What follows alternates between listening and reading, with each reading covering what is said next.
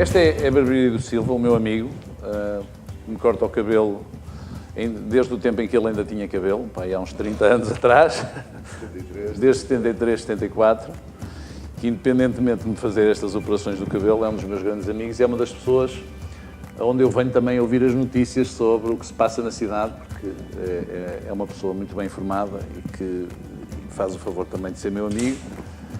Estamos também numa zona da cidade, muito próxima do Garcia da Horta, e esta é uma das barbearias de referência desta zona da cidade.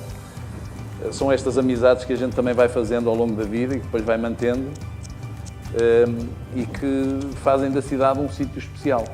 As barbearias, como os cabeleireiros, como os cafés, são muito mais do que sítios onde as pessoas vêm fazer, no fundo, tratar da sua vida. Neste caso, tratar do cabelo, são sítios onde a gente também convive, onde conversa, onde vai sabendo notícias, às vezes notícias tristes, outras vezes notícias mais alegres. E este é um dos locais que eu frequento com bastante regularidade e esta é uma amizade de muitos anos. Estás noivo? Esta fotografia fui eu que dei ao Silva, não é ele, foi uma fotografia que eu tirei na rua 31 de Janeiro, um barbeiro tradicional. Ali para o norte, não é? Depois vai. Estamos na Praça do Infante, que é uma praça que eu conheço desde criança e por motivos muito diferentes. Naquele prédio branco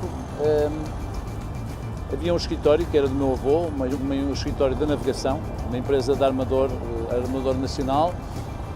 Eu vinha muitas vezes visitar o meu avô aos sábados. O meu avô trabalhava aos sábados, como todos os portugueses trabalhavam nessa altura. A minha avó normalmente mandava-me de elétrico, entregava-me ao guarda-freio. Eu vinha no 1 e o meu avô ia-me buscar à paragem do elétrico, numa altura em que ainda era simples as crianças com 4 ou 5 anos andarem de elétrico.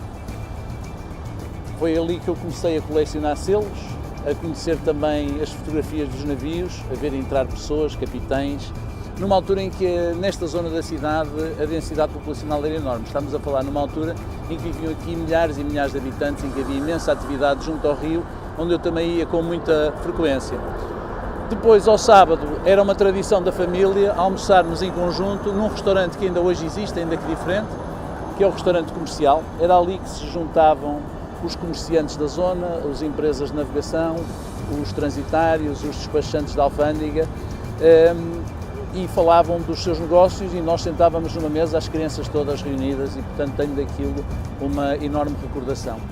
Curiosamente, anos depois, já nos anos 70, quando eu vim de Inglaterra, foi também aqui que eu tive o meu primeiro escritório, já num outro edifício, naquele edifício ali com porta verde, onde tive também um escritório de navegação que no fundo foi o sucedâneo da empresa do meu avô. Trabalhávamos no resto do chão e na cave. Nessa altura não havia problema em ter escritórios em caves, era um sítio muito acanhado, mas em que fiz ótimos negócios, tinha muita gente a trabalhar ali. E portanto essa foi a minha segunda ligação, se assim quisermos, à praça, já numa altura em que esta praça dava sinais de envelhecimento, em que já muita população tinha saído daqui, em que já havia muito sinal de degradação, da degradação que conhecemos depois nos anos 80 e 90. Esta é a Escola Secundária Garcia da Horta, o antigo Liceu Garcia da Horta.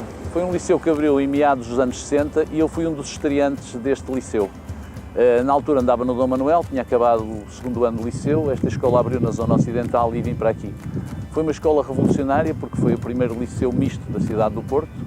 Tinha um reitor que, apesar dos tempos, era um reitor progressista, o professor Adriano Vasco Rodrigues, e aqui fiz o meu 7º ano, foi aqui que eu vivi o 25 de Abril, foi aqui que me envolvi também nas primeiras lutas académicas, ganhamos as eleições para, na altura, entre os alunos, porque fazíamos parte da comissão diretiva do liceu.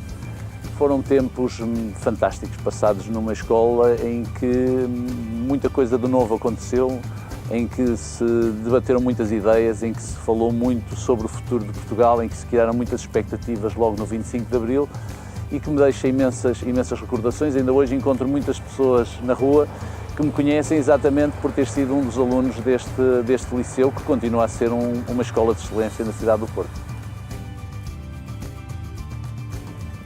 Esta praça tem uma particularidade, chama-se Revista O Tripeiro. É uma revista que me diz muito porque sou diretor desta revista há uns anos. É uma revista histórica da cidade do Porto e que foi homenageada pela Câmara Municipal do Porto com esta placa de toponímia.